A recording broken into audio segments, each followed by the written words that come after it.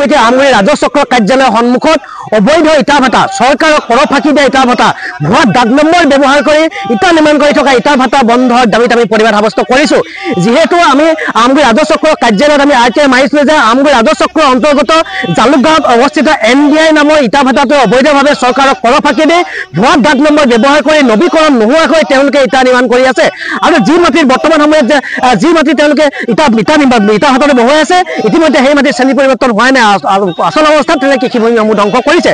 আপোনালোকে আহিছে আমাৰ RTI তথ্যত আছে বা জালুকগাঁৱত অৱস্থিত NDI নামৰ ইটা ভাটাটো অৱস্থিত হৈ আছে 204 আৰু 420 নং দাগত।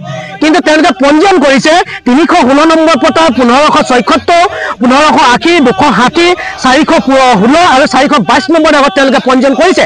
কিন্তু সেই পঞ্জীয়ন তেওঁলোকে কৰিছে কিন্তু ভুৱা জেগাত তেওঁলোকে ইটা ভাটাটো বহুৱাই আছে। আৰু ইয়াত যেতিয়া আমি ৰাজহ চক্ৰৰ কাৰ্যালয়ত আমি বিচাৰিছিলোঁ পঞ্জীয়ন কৰাৰ সময়ত তেওঁলোকে কোন চৰকাৰী বিষয়া জড়িত আছিলে, কিন্তু আমগুৰি ৰাজহ চক্ৰৰ কাৰ্যালয়ৰ পৰা আমাক উত্তৰ দিছে যে সেই সময়ত যিজন লাট মণ্ডল আছিল তেওঁ অৱশ্যে অৱস্থাত মৃত।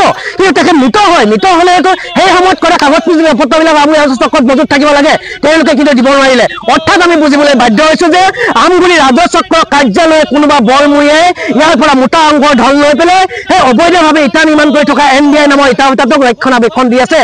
প্ৰদূষণ বিভাগৰ বিষয়ে তেওঁলোকক ৰক্ষণাবেক্ষণ দি আছে।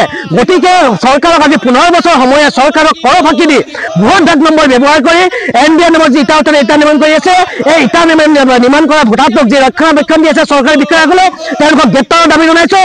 লগতে স্বত্বাধিকাৰী যি NDI ইটা ভাটাৰ যি স্বত্বাধিকাৰী তেওঁলোকক গ্ৰেপ্তাৰ কৰিব লাগিব, কাৰণ তেওঁলোকে ৰাজহ ফাঁকি দি আহিছে, ভুৱা ডাক নম্বৰ ব্যৱহাৰ কৰি আহিছে। সম্পূৰ্ণ তদন্ত হ'ব লাগিব। আমি যোৱা 7 দিনৰ আগতে আমগুৰি ৰাজহ চক্ৰৰ কাৰ্যালয়ত NDI ইটা ভাটাটো বন্ধ কৰিব লাগে বুলি স্মাৰক পত্ৰ প্ৰদান কৰিছিলোঁ, কিন্তু আমগুৰি ৰাজহ চক্ৰৰ কাৰ্যালয় আজি পৰ্যন্ত না তদন্ত কৰিব পাৰে, না ইটা ভাটাটো বন্ধ কৰিব পাৰিলে, না সেই স্বত্বাধিকাৰীক তেওঁলোকে গ্ৰেপ্তাৰ কৰিব পাৰিলে। আজিলৈকে কিন্তু একো কৰিব পৰা নাই।